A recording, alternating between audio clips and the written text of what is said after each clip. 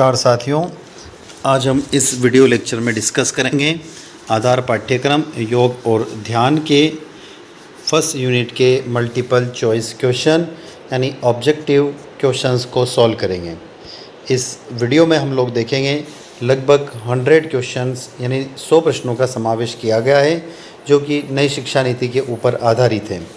तो आप लास्ट तक मेरे साथ जुड़े रहिएगा और हम डिस्कस करेंगे इसमें टोटल 100 क्वेश्चन। ये 100 क्वेश्चन जो हम पढ़ेंगे इस वीडियो के अंदर, डेफिनेटली इन क्वेश्चन में से आपके एग्ज़ाम में क्वेश्चन आएंगे। तो आधार पाठ्यक्रम के योगा और ध्यान जो आपका 4th पेपर है फाउंडेशन कोर्स का, उसकी फर्स्ट यूनिट के जो 6 अलग अलग टॉपिक है वो हम पढ़ चुके हैं।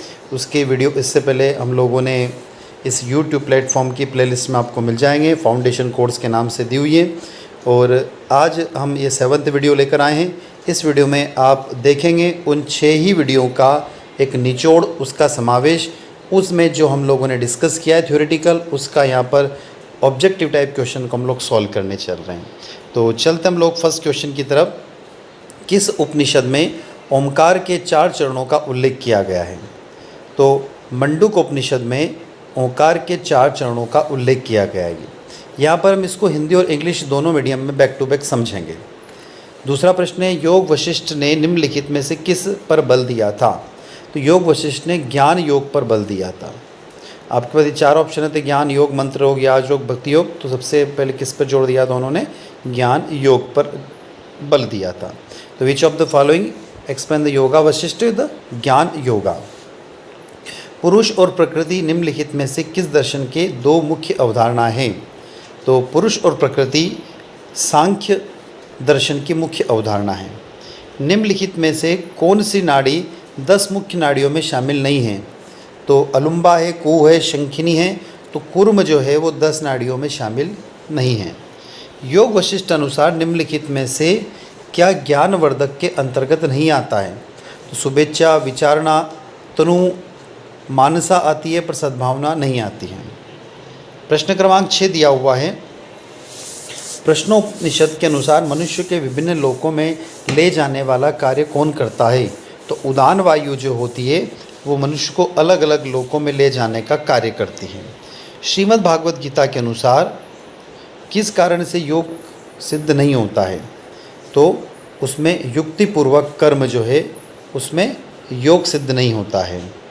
प्रश्न क्रमांक 8 दिया हुआ है, क्वेश्चन नंबर 8 है, ईशा वशिष्ठ उपनिषद के अनुसार अमृतता की प्राप्ति का उपाय क्या है? तो अमृतता की प्राप्ति का उपाय है ओनली और ओनली विद्या। धारणासु योगत मनुष्य किसका परिणाय है? किसका परिणाम है? तो ये प्राणायाम का परिणाम है। दृष्टुनु विकशु तृष्णा किसका विशेष गुण है? तो वशीकरण वैराग्य क्या वशिष्ठ गुण है। प्रश्न क्रमांक 11 है, पतंजलि के अनुसार हे हेतु निम्नलिखित में से किनका संयोग है? तो ये दृष्ट और दृश्य का संयोग है। निम्नलिखित में से कौन सा परिणाम अत्र में शामिल नहीं है? तो धारणा परिणाम में शामिल नहीं है। निम्नलिखित में से कौन सा पूर्व जीवन का ज्ञान देने में समर्थ है? तो संस्कार और संयम। 14 क्वेश्चन है, अस्मिता का अभिप्राय की एकात्मता क्या है? तो दृक और दर्शन शक्ति है। प्रश्न क्रमांक 15, योग सूत्र के अनुसार श्रवण की देवी शक्ति प्राप्त करने की विद्या निम्नलिखित में से कौन सी है? तो श्रोत्र है आकाश संबंध पर संयम। प्रश्न क्रमांक 16, हठ प्रदीपक्षिका के अनुसार नादानुसंधान अभ्यास के प्रारंभ में किस प्रकार की ध्वनि सुनाई पड़ती है? तो वहाँ पर आपको ध्वनि सुनाई देती है मेघ की ध्वनि, साउंड ऑफ क्लाउड। स्व आत्मा के अनुसार यश में कौन सा सर्वश्रेष्ठ है? तो स्व आत्मा के अनुसार यश में मिताहार श्रेष्ठ है। स्व आत्मा के अनुसार योग साधना में मन किसके साथ निकट रूप में संबंध रहता है? तो मन प्राण के साथ निकट रूप से संबंध रहता है। प्रश्न क्रमांक 19, भारत में पहला अंतर्राष्ट्रीय योग दिवस कब मनाया गया? तो 21 जून 2015 को पहला अंतर्राष्ट्रीय योग दिवस मनाया गया था। प्रश्न क्रमांक अगला है 20वां, 21 जून को अंतर्राष्ट्रीय योग दिवस क्यों मनाया गया था? तो 21 जून ग्रीष्मकालीन की संक्रांति का दिन होता है और 21 जून पूरे कैलेंडर वर्ष का सबसे लंबा दिन होता है। तो इसका आंसर हो जाएगा सी वाला ऑप्शन। पश्चिम दुनिया में पहली बार एक विश्व धर्म संसद शिकागो अमेरिका में योग को किसने संबोधित किया था? तो आप लोग सभी जानते हैं कि शिकागो धर्म संसद को स्वामी विवेकानंद ने संबोधित किया था। योग के पिता के रूप में किसे जाना जाता है? तो इसमें ध्यान रखना आप लोग, इसका आंसर आता है भगवान शिव, लॉर्ड शिवा को माना जाता है। किस वेद में योग के बारे में उल्लेख है? तो ओनली ऋग्वेद में ही योग के बारे में उल्लेख मिलता है। प्रश्न क्रमांक 24 है, 2019 में किस शहर में प्रधानमंत्री नरेंद्र मोदी अंतर्राष्ट्रीय योग उत्सव के कार्यक्रम में प्रतिभागी थे? तो वो थे रांची, झारखंड में शामिल थे। 21 अंतर्राष्ट्रीय योग दिवस कार्यक्रम को गिनीज वर्ल्ड बुक रिकॉर्ड बनाया गया था। तो 21 जून 2015 को जो हुआ था पहला अंतर्राष्ट्रीय योग दिवस का कार्यक्रम, उसको गिनीज बुक वर्ल्ड रिकॉर्ड में दर्ज किया गया था। अंतर्राष्ट्रीय योग दिवस 2019 की विषय की थीम क्या थी? तो उसकी थी योगा फॉर क्लाइमेट एक्शन, पर्यावरण के लिए योगा। भारत में अंतर्राष्ट्रीय योग का उत्सव किस मंत्रालय के द्वारा आयोजित किया जाता है? तो ये किया जाता है मिनिस्ट्री ऑफ आयुष मंत्रालय के द्वारा। प्रश्न क्रमांक 28 से सूर्य नमस्कार की पहली मुद्रा। अब यहाँ से हम सूर्य नमस्कार की 12 मुद्रा के अलग अलग प्रश्न पढ़ेंगे। प्रश्न क्रमांक 28 से आगे चल रहे हम लोग। तो सूर्य नमस्कार की पहली मुद्रा कौन सी है? तो प्रणामासन। 29वां प्रश्न है, सूर्य नमस्कार की दूसरी मुद्रा हस्तोत्तनासन। 30वां प्रश्न है, सूर्य नमस्कार की तीसरी मुद्रा हस्तपादासन। 31वां प्रश्न है, सूर्य नमस्कार की चौथी मुद्रा अश्व संचलासन। 32वां प्रश्न है, सूर्य नमस्कार की पांचवी मुद्रा दंडासन। इसलिए मैंने आपको पहले भी कहा था इससे पहले वाले वीडियो लेक्चर में कि आप इन सब मुद्राओं को याद कर लें। सूर्य नमस्कार की छठी आसन, तो सूर्य नमस्कार का छठा आसन कौन सा होता है? तो अष्टांग नमस्कार, ध्यान रखिएगा विद्यार्थियों। उसके बाद आते हैं हम लोग यहाँ पर सूर्य नमस्कार का 7वीं मुद्रा तो भुजंगासन। सूर्य नमस्कार की 8वीं मुद्रा कौन सी है? तो अधमुख आसन। सूर्य नमस्कार की 9वीं मुद्रा कौन सी है? तो 9वीं मुद्रा है तो अश्व संचलासन। आगे चलते हैं, सूर्य नमस्कार की 10वीं मुद्रा हस्तपादासन। 38वां प्रश्न है, सूर्य नमस्कार की 11वीं मुद्रा हस्तोत्तनासन। 39वां प्रश्न है, सूर्य नमस्कार की 12वीं मुद्रा ताड़ासन। ध्यान रखनी, पहली मुद्रा प्राणासन और 12वीं मुद्रा है ताड़ासन। प्रश्न क्रमांक 40 दिया हुआ है, प्राप्त तथ्यों के अनुसार के आधार पर पृथ्वी पर योग की शुरुआत कब से मानी जाती है? तो इसको इंडस वैली सिविलाइजेशन यानी सिंधु घाटी सभ्यता के अनुसार मानी जाती है। योग शब्द किस उद्गम यानी योग शब्द का उद्गम किस धातु से हुआ है? तो इसको हमने पढ़ा था युज धातु से हुआ है। हिंदी और इंग्लिश दोनों में युज ही कहा जाता है, ध्यान रखिएगा विद्यार्थियों। योग समाधि में किसका कथन है? तो योग समाधि जो है, योग समाधि है, ये किसका कथन था? तो वेद व्यास का कथन था। शरीर के मूल रूप से निम्न में से कौन से 3 गुण हैं जिनको संतुलित रहना अनिवार्य है? Which of the following are basically 3 qualities of the body which are essential to be balanced?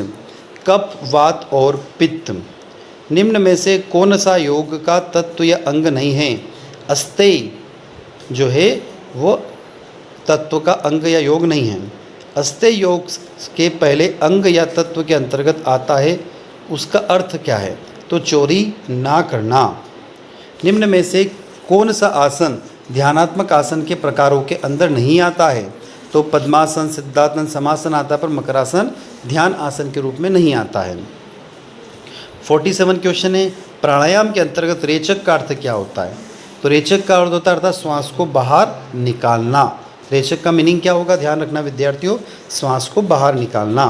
48 question है, किस एक विचार पर बिना किसी रुकावट के ध्यान मग्न रहना ध्यान है? ये कथन किसने दिया था? तो meditation is the meditation to remain focused on the single thought without interruptions whose statement is it. तो ये दिया था पतंजलि ने। प्रश्न क्रमांक 49 है, त्रटाक क्रिया का संबंध निम्न में से किस अंग के शुद्धिकरण से किया जाता है? तो तटाक क्रिया जो है वो श्वसन, संस्थान तथा गाल के शुद्धिकरण के लिए होती है। तो trataka kriya is related to purification of which of the following organs, तो respiratory system and the throat purification. 50वां प्रश्न है, निम्न में से शरीर को मजबूत व सुडौल बनाने के लिए, लंबाई बढ़ाने के लिए कौन सा आसन श्रेष्ठ माना जाता है।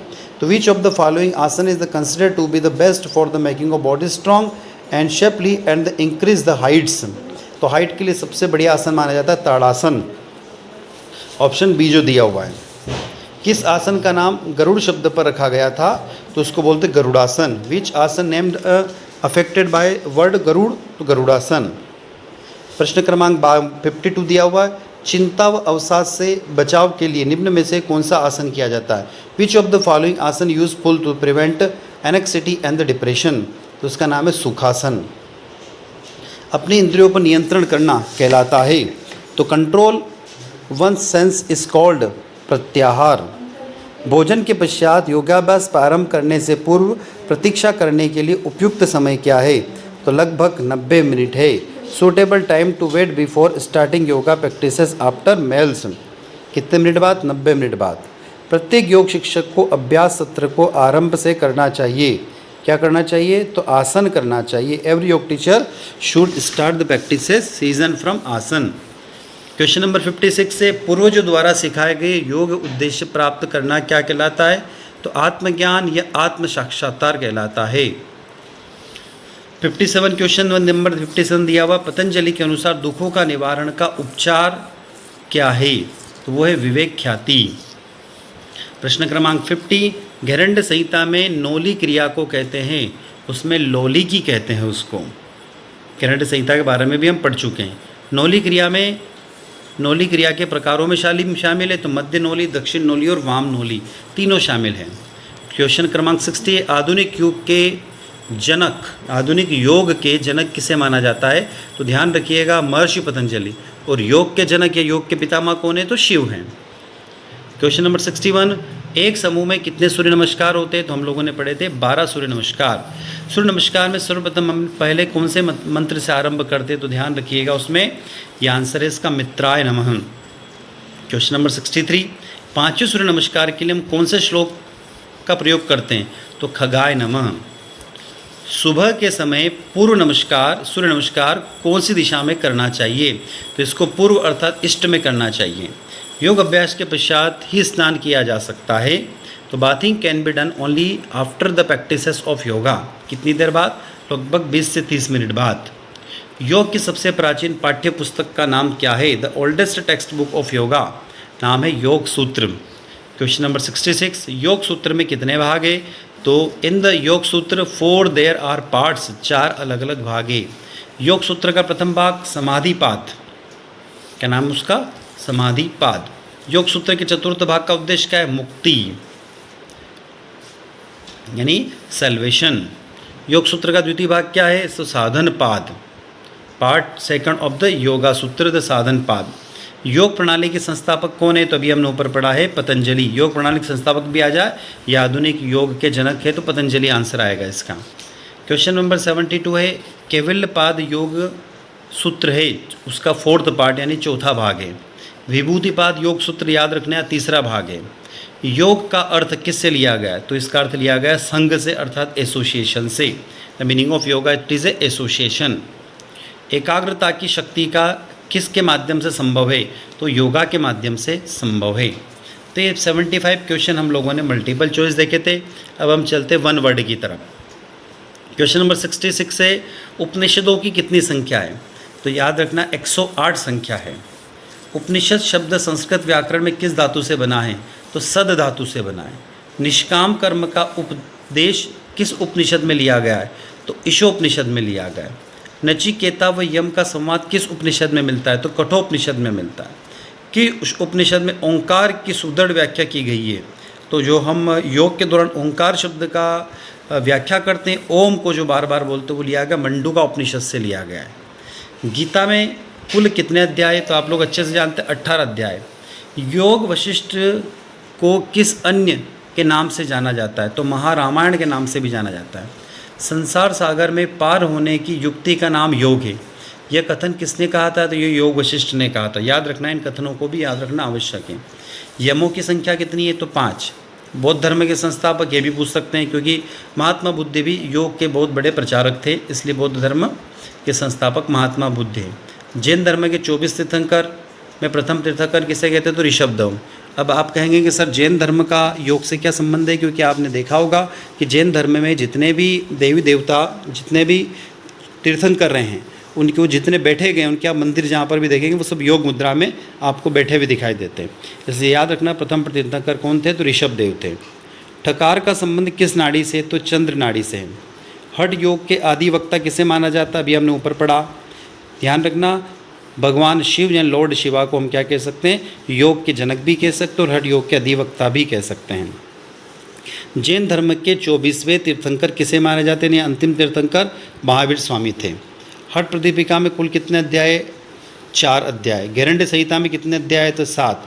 गोरक्षनाथ के गुरु कौन थे? तो मत्स्येंद्र नाथ थे। किस राजा को महर्षि गैरंड ने हठ योग की शिक्षा दी थी? तो राजा चंडिका पाली ने को दी थी। अब चलते रिक्त स्थानों की पूर्ति, प्रश्न क्रमांक 93 से। अत्याहार योग में क्या है? बाधक तत्व है। अभ्यास योग सूत्र, अभ्यास वैराग्यभ्यम सूत्र योग सूत्र में है। मैत्री तथा करुणा योग के साधक तत्व है। गैरंड संहिता के प्रतिपादक, ध्यान रखना, कौन है? महर्षि गैरंड। स्वात्माराम जी ने हठ प्रदीपिका पुस्तक लिखी थी। हकार का संबंध सूर्य नाड़ी से है और 100वां प्रश्न है, पिंगला को सूर्य नाड़ी भी कहते हैं। तो ये हमारी फर्स्ट यूनिट के 100 महत्वपूर्ण मल्टीपल चॉइस क्वेश्चन यानी ऑब्जेक्टिव क्वेश्चन थे। तो आई होप आप लोगों को इन सब क्वेश्चन को याद करना होगा। डेफिनेटली इन क्वेश्चन में से आपके परीक्षा में प्रश्न आते हैं। आगे इसी प्रकार से हम आपके साथ बने रहेंगे और योग और ध्यान तथा दूसरे अलग अलग टॉपिक पर हम लोग वीडियो लेकर आते रहेंगे। तो साथियों, आई होप आप वीडियो अच्छा लगा होगा, तो इसको लाइक करना ना भूलें। कमेंट करके हमें बताएं कि ये वीडियो हम लोगों ने बड़ी मेहनत से तैयार किया है, कैसा बना है कमेंट बॉक्स में कमेंट करके बताएं। और चैनल पर यदि आप नए हैं तो सब्सक्राइब अवश्य करें, ताकि हमें एक मोटिवेशन मिलता रहे और हम आपके लिए इसी प्रकार से नए नए वीडियो लेकर आते रहें। थैंक यू स्टूडेंट, धन्यवाद।